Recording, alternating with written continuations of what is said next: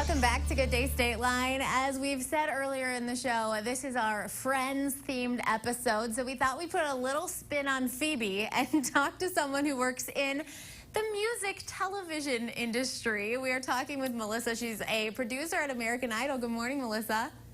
Good morning. Thanks for having me. Yeah, did you know in your career you'd ever be like the Phoebe element of a Friends-themed talk show? No, I never thought that, but I actually really love it. I know, it's pretty fun. You obviously get the chance to work with a lot of young aspiring singers, but American Idol has got, you know, some things that it needs to push through, much like all of us working in 2020. So tell me, Melissa, what you do with Idol and how we are going to see a different version of it in 2020. Yeah, so, Idol, we had to make some quick changes and think really quickly at the end of our last season, kind of when the pandemic hit. We had to take our show remote. We did everything from home, and it turned out really, really well, actually.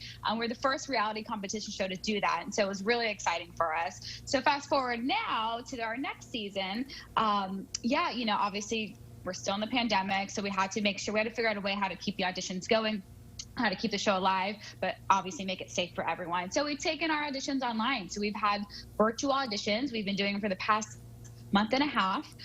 We were able to actually audition the entire state. So the entire country. So we were able to hit all 50 states. So we auditioned literally everybody across the country. So it's been really exciting. We've had all kinds of people come out, people who've always thought about it, but never really wanted to make the drive or couldn't for whatever reason. Everyone was coming out because it was actually so easy to audition. You're literally auditioning on your phone, on your computer. So it's been amazing. I've seen and heard so many people that have said similar things, like events that have been going on, when usually it's like, okay, well, we'll see if everyone can get here on a Tuesday at 11 a.m., but instead it's streaming on Facebook. And so a broader audience is a little bit more reachable now that we are doing so much stuff online. So what step are you in the process of Idol right now?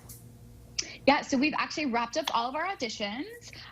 So that is actually really, really exciting. So now is the fun part. Now we get to do our filming. Now we get to work with the celebrity judges, Ryan Seacrest. So now is the fun part. And it's everything that you will see. So I just ask that you stay tuned for spring of 2021 when the show premieres. Okay, so we still have a while till the show's going to start.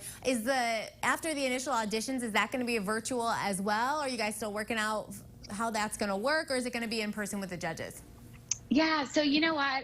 Like everyone else, we are taking it day by day, one day at a time. So we're still kind of working out, figuring out all the tweaks and everything that we need to do, but we just want to make sure, obviously, safety is our main priority. We want to make sure everyone is safe, and so we're figuring that out.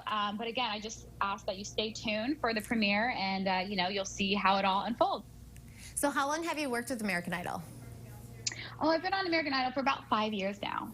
Okay, so you've seen a lot in the last 5 years when it comes to talent, and now when it comes to TV production, moving from in-person to virtual. What's your favorite part about your job?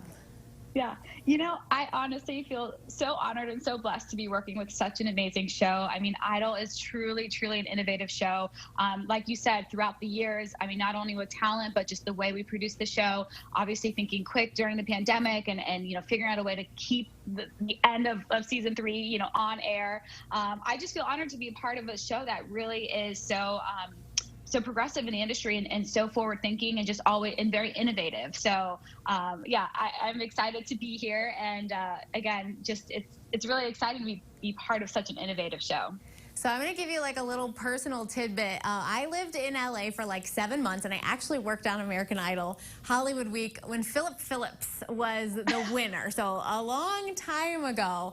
But I also was the travel coordinating assistant for a month, and I sat next to the girls who had to make all the phone calls to make sure that the songs were usable.